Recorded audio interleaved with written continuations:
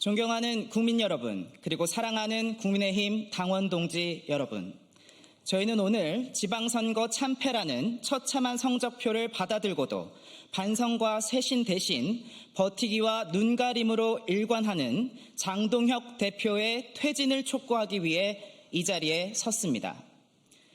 우리 국민의힘 책임당원과 일반 시민 일동은 공당을 사유화하고 지지층을 기만하며 보수진영 전체를 파멸의 길로 이끄는 장동혁 대표의 즉각적인 퇴진을 강력히 촉구합니다.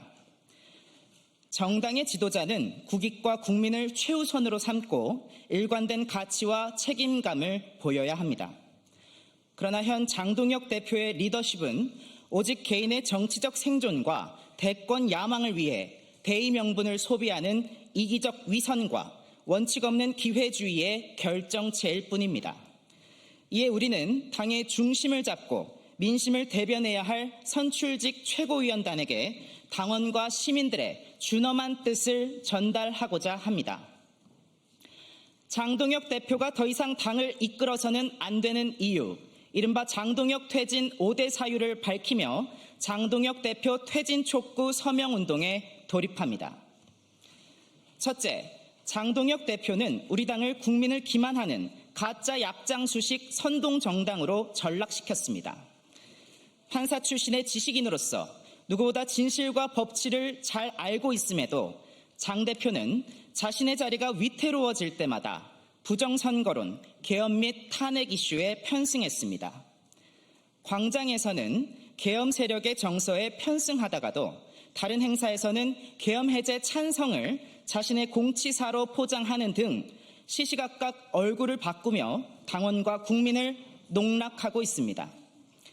마치 가짜 약장수가 자신은 먹지 않을 약을 만병통치약이라며 팔아치우듯 장 대표 역시 정치적 이익을 위해 음모론과 선동을 정치적 상품으로 팔아왔습니다. 당이 무너지든 보수가 무너지든 자신의 정치적 이익만 챙기면 된다는 정치, 그것이 바로 장동혁식 가짜 약장수 정치입니다. 둘째, 장동혁 대표는 2030 청년들의 열망을 개인의 자리 보전용 연로로 쓰는 기만 정치를 자행했습니다. 민주주의를 바로 세우겠다며 거리로 나온 2030 청년들의 순수한 열망마저 오직 개인의 입지 강화와 자리 보전을 위한 수단으로 철저히 악용했습니다. 청년 세대가 자신들의 목소리를 정략적으로 이용하지 말아달라고 간곡히 호소했음에도 불구하고 청년들의 무대를 훔쳐 주객을 전도시키고 집회의 순수성을 오염시켰습니다. 그리고 지금 이 순간에도 당내 의원들조차 거부하는 전국 재선거 주장으로 지방선거 책임론을 회피하고 청년들의 뜨거운 열망을 자신의 정치적 생존 연로로 소비하고 있습니다. 부끄러움을 모르는 구태정치의 전형입니다. 셋째, 장동혁 대표는 필요하면 이용하고 거슬리면 제거하는 토사구팽 정치를 일삼았습니다. 지난해 전당대회에서 장동혁 대표는 윤 전 대통령의 수호자를 자처하며 면회까지 공약했습니다.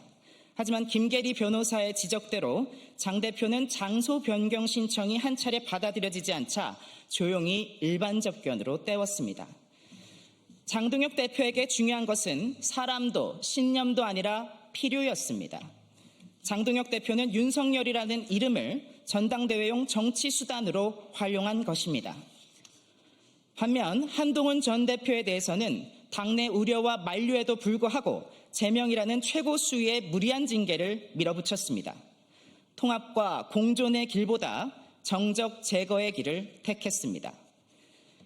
필요하면 이용하고 거슬리면 제거하는 정치, 이 독선과 분열이 결국 지방선거 참패의 도화선이 되었습니다.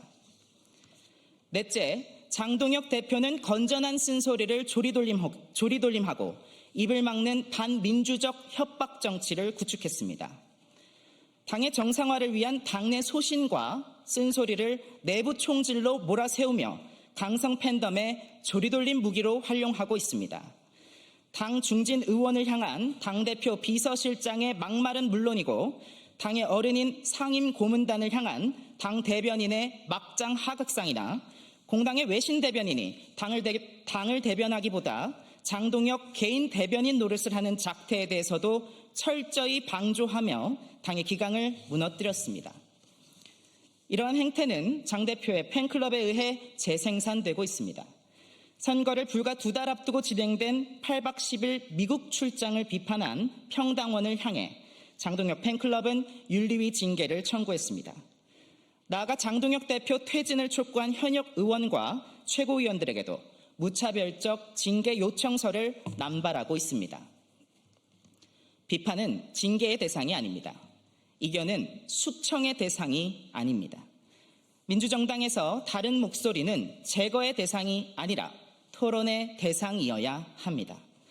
그러나 장동혁 체제는 당내 소신과 쓴소리를 내부 총질로 몰아세우고 강성 지지층의 집단 공격을 통해 침묵을 강요하는 협박 정치로 당을 변질시켰습니다.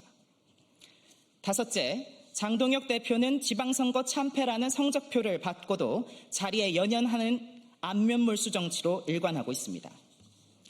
서울시장, 경기도지사 경선 과정에서는 플랜 B가 운운되는 등 공정한 경선 원칙은 흔들렸고 수도권 핵심 지역에는 후보조차 제대로 내지 못하는 무능을 드러냈습니다. 또한 윤석열 전 대통령과의 관계 설정 문제에 대해서도 저륜 가면만 쓴 기괴한 양다리 정치를 거듭했으며 극우 세력 결집을 위해 선거 직전 미국으로 떠나는 황교안 시즌2의 구태를 반복하며 역대급 지선 참패를 자초했습니다. 상황이 이러함에도 책임지는 모습은커녕 당 사무처를 동원해 내놓은 지선 평가 결과는 그야말로 장비어천가 그 자체였습니다. 국민과 당원의 기억력을 금붕어쯤으로 취급하는 것입니까? 선거 참패를 선전으로 포장하며 당원과 국민을 우롱하는 안면몰수 정치는 이제 끝내야 합니다. 국민의힘 선출직 최고위원 여러분께 촉구합니다. 권력이 잘못된 길로 갈 때 침묵하는 것은 결코 중립이 아닙니다. 강성 지지층의 공격이 두렵다는 이유로 혹은 눈앞의 정치적 유불리 때문에 침묵한다면 그것은 결국 잘못된 리더십을 방조하는 동조 행위일 뿐입니다. 지금 장동혁 체제에 대해 침묵하는 것, 그것은 엄연한 정치적 유죄입니다. 침묵은 장동혁 체제의 수명을 연장시키고 국민의힘을 더욱 깊은 수렁으로 밀어넣을 뿐입니다. 역대급 지방선거 참패 이후에도 책임지는 사람은 없고 반성과 쇄신보다 선전했다며 우기는 이 기만적인 현실을 더 이상 방치해서는 안 됩니다. 이를 바로잡는 것은 오직 선출직 최고위원들의 용기와 결단에 달려 있습니다. 선출직 최고위원 여러분께 강력히 촉구합니다.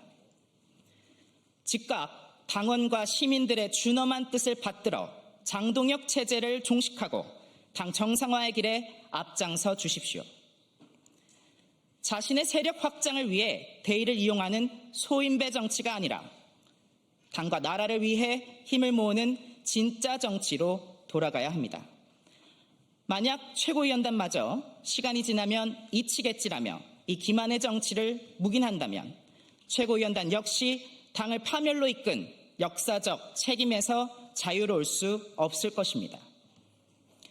부디 장동혁 개인의 미래가 아니라 대한민국 보수당의 미래를 선택해 주십시오. 그 결단의 순간은 바로 지금입니다.